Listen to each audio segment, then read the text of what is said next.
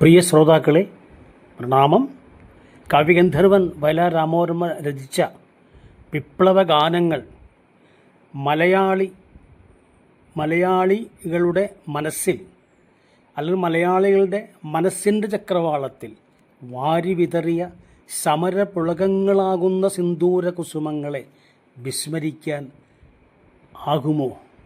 വിപ്ലവം എന്നാൽ അനിവാര്യമായ മാറ്റത്തിൻ്റെ സൂചകമാണ്.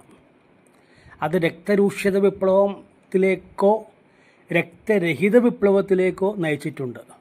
ചരിത്രത്തിൻ്റെ മണൽത്തിട്ടയിൽ അല്ലെങ്കിൽ ചരിത്രത്തിൻ്റെ മണൽത്തിട്ടയിൽ കാലം നിക്ഷേപിച്ച സ്വർണ്ണത്തരികളാണ് ലോകത്തിൻ്റെ വിപ്ലവഗാഥ.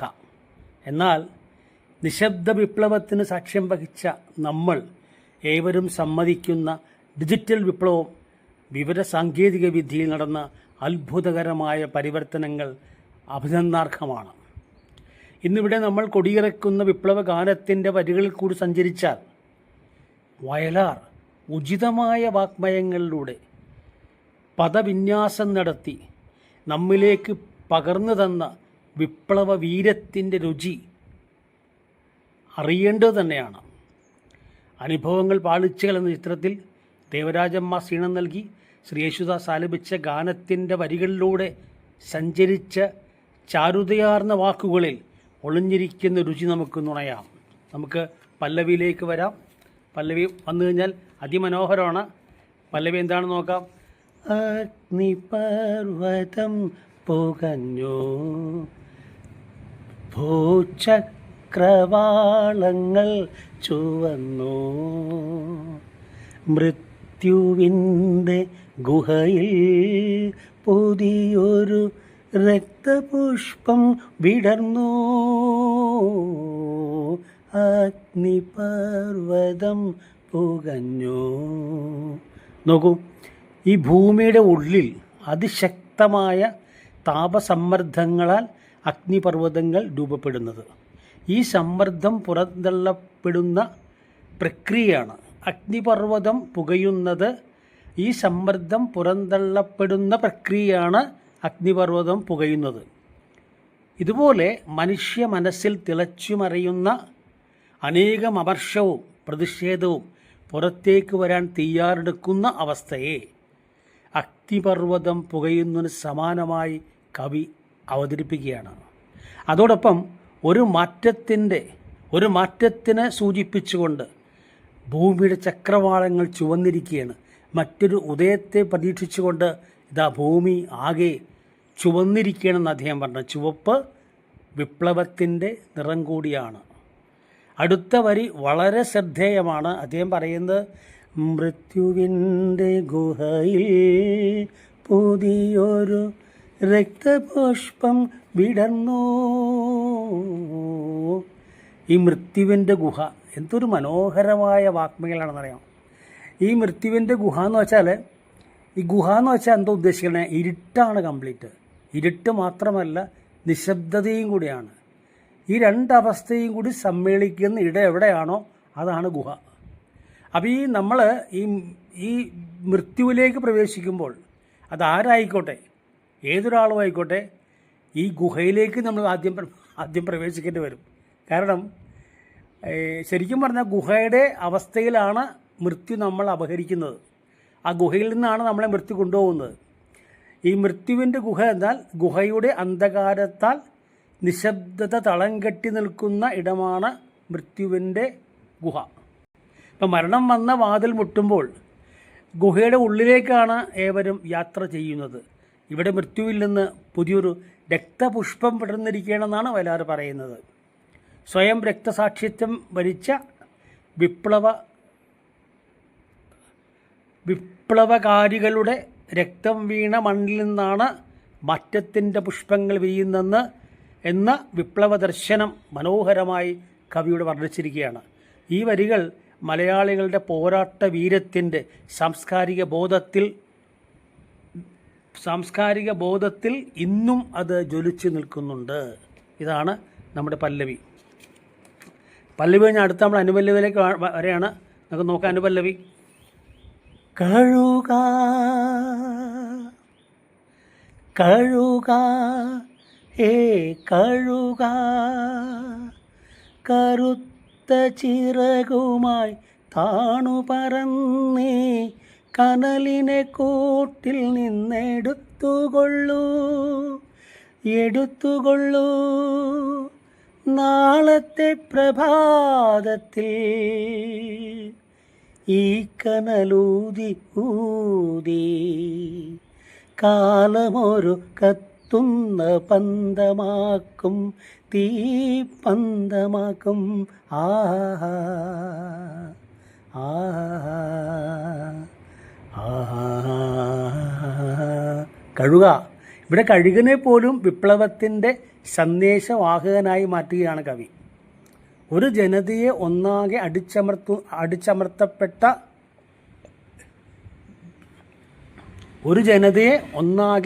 അടിച്ചമർത്തപ്പെട്ട വ്യവസ്ഥിതിയുടെ പഴയതും ജീർണതയുടെ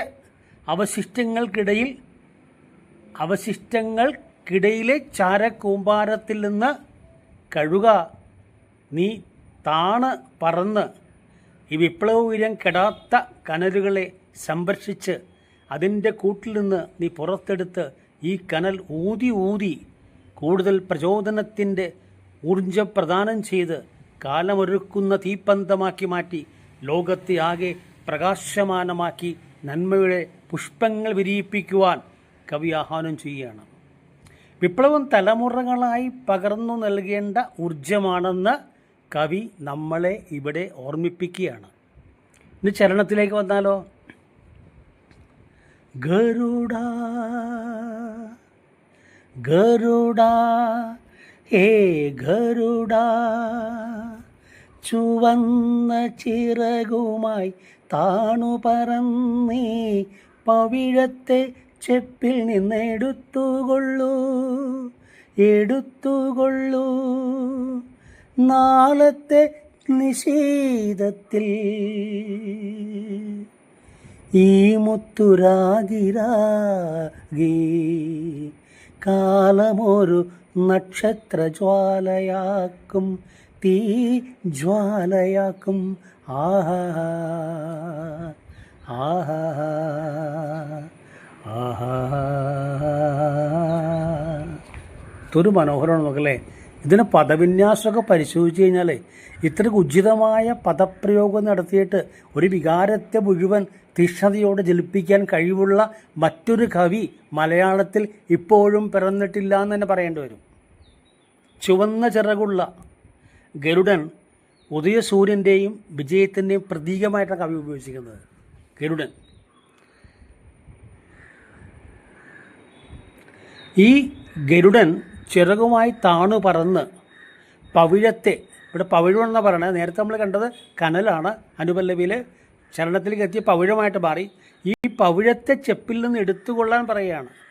പവിഴമെന്നാൽ വിപ്ലവ വീര്യങ്ങൾ ഒളിപ്പിച്ചു വച്ചിരിക്കുന്ന ആശയ സമുച്ചയങ്ങളെയാണ് കവി ഇവിടെ പ്രതിദാനം ചെയ്യുന്നത്. ഈ ആശയ സമുച്ചയങ്ങളുടെ പ്രതീകമാണ് എന്ത്? പവിഴം. അത് നാളത്തെ നിശീതത്തിൽ, നിശീതം മീൻസ് അർദ്ധരാത്രിയാണ്. അർദ്ധരാത്രിക്ക് പറയാൻ പറ്റിയ ഒരു മനോഹരമായ മലയാള പദമാണ് നിശീതത്തിൽ. ഇപ്പോൾ നാളത്തെ നിശീതത്തിൽ പവിഴ സമാനമായ മുത്തിനെ രാഗി വെച്ചാൽ ആശയ സമുച്ചയങ്ങളിൽ കൂടി യാത്ര ചെയ്ത്, എന്നർത്ഥം. രാഗി എന്ന് വെച്ചാൽ ഈ ഒതുക്കി വച്ചിരിക്കുന്ന ധാരാളം വിവിധ ആശയ സമുച്ചയങ്ങളെ നീ രാഗി എടുത്തിട്ട് അതിനെ രാഗമെന്ന് വെച്ചാൽ ഗ്രസിക്കുക, അത് ഹൃദ്യസ്ഥമാക്കിയിട്ട് കാലത്തിനനുസരിച്ച് ആശയങ്ങളെ രൂപപ്പെടുത്തുക, രാഗിയെടുക്കുക. എന്നിട്ട് ലോകത്തിന് മുഴുവൻ പ്രകാശം നൽകുന്ന നക്ഷത്ര ജ്വാലയാക്കാൻ കവിയുടെ ആഹ്വാനം ചെയ്യുകയാണ്. ഇവിടെ ലോകം മുഴുവൻ വെളിച്ചം നൽകുന്ന സൗരയൂഥത്തിലെ നക്ഷത്രം സൂര്യൻ മാത്രമാണ്.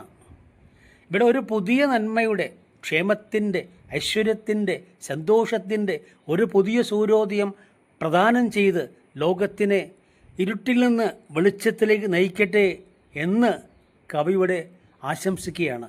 അനുപല്ലവിയിലെ കഴുകൻ ഭൂമിയിൽ കനൽ തിരിയുമ്പോൾ ചരണത്തിൽ ഗരുഡൻ ആകാശ നക്ഷത്രജാലകൾക്ക് വഴിമരുന്നിടുകയാണല്ലേ. എന്ത് രസകരമായിട്ടാണ് വയലാർ രാമവർമ്മ ഒരു വിപ്ലവ ഗാനത്തെ ഇങ്ങനെ കൊണ്ടുപോകുന്ന നോക്കൂ. ഇത് നിങ്ങൾ ഇഷ്ടപ്പെട്ട സബ്സ്ക്രൈബ് ചെയ്യണം, ലൈക്ക് ചെയ്യണം, അഭിപ്രായം കുറിക്കണം, ഷെയർ ചെയ്യണം. ഏവർക്കും ശുഭരാത്രി അറിഞ്ഞുകൊണ്ട് ഈ ഗാനം ഒന്ന് ആലപിക്കട്ടെ.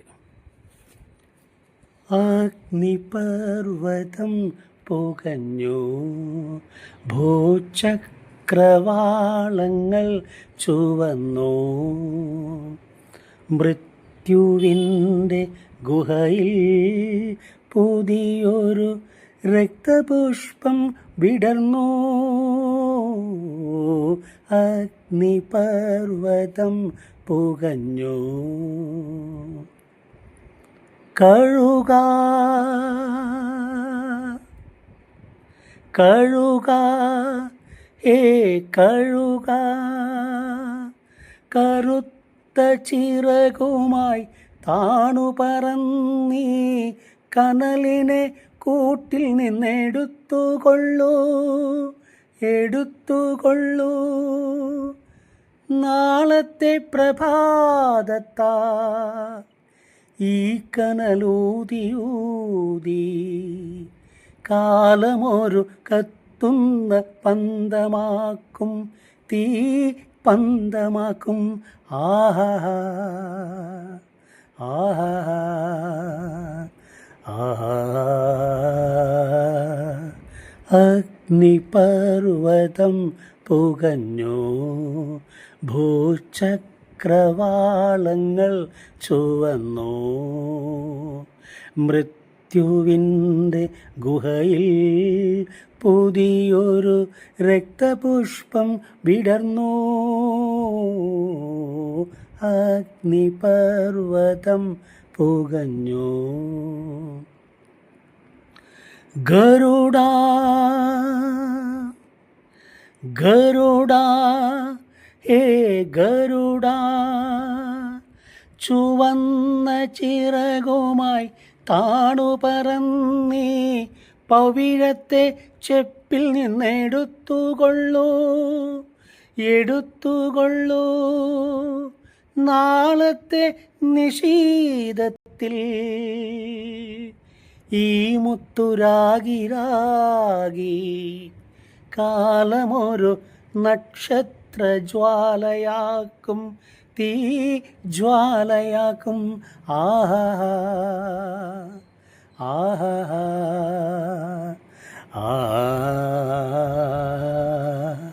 അഗ്നിപർവ്വതം പുകഞ്ഞു, ഭൂചക്രവാളങ്ങൾ ചുവന്നു, മൃത്യുവിൻ്റെ ഗുഹയിൽ പുതിയൊരു രക്തപുഷ്പം വിടർന്നു. അഗ്നിപർവ്വതം പുകഞ്ഞു.